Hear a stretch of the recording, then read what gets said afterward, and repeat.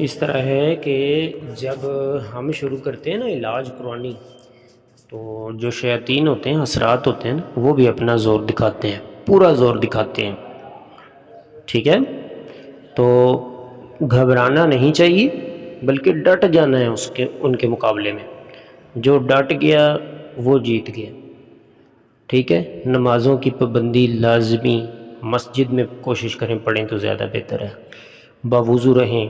ٹھیک ہے، تکلیف زیادہ جو شروع ہو رہی ہے یہ ٹھیک ہونے کی علامت ہے. ہم قرآنی علاج سے علاج شروع کر رہے ہیں ان چیزوں کا، اثرات کا، تو آپ کو کا کیا خیال ہے کہ وہ چیزیں ہاتھ پہ ہاتھ درے ایسے ہی بیٹھی رہیں گی، وہ کوئی مزاحمت نہیں کریں گی؟ بالکل، وہ بھی جو ہے نا آگے سے لڑیں گی، تکلیف زیادہ دیں گی. ٹھیک ہے، تکلیف ایمان والوں کو اس پر بلیو ہونا چاہیے کہ تقدیر میں جو تکلیف لکھی ہے وہ ملے گی لازمی، جو نہیں لکھی ہوئی پوری دنیا مل کے نہیں دے سکتی.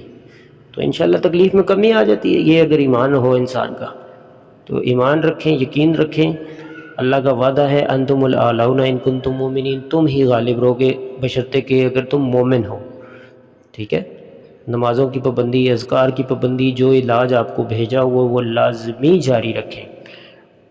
ٹھیک ہے، جسم میں سستی، ٹھیک ہے، جیسے آپ نے کہا اندھیرے میں دل کرتا ہے ہم پڑے رہیں جی، پتہ ہی نہیں چلتا، بالکل عجیب و غریب حالت، جسم میں سانس نہیں ہے، سستی ہے، کام کرنے کو دل نہیں کرتا، اذکار، نماز، یہ سب جو ہے نا شیاطین کی چال ہے.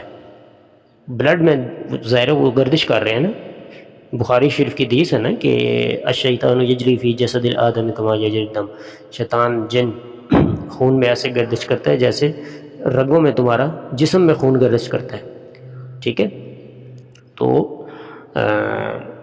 آپ نے دم والا پانی یوز کرنا ہے، آئل جو طریقہ بتایا، پڑھائی ساتھ خود پہ پھونکنی ہے، پانی پہ پھونکنی ہے، بیری کے پتوں کو بوائل کر کے اس سے نہانا ہے.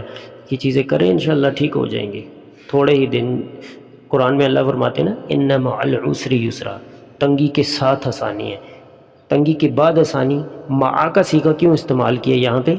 مع کا جو لفظ اس لیے استعمال کیا کہ اتنی قریب ہے آسانی، تنگی کے بعد اتنی قریب ہے کہ سمجھو بالکل ساتھ ہی ہے، تنگی کے ساتھ ہی آسانی ہے، بالکل قریب ہے.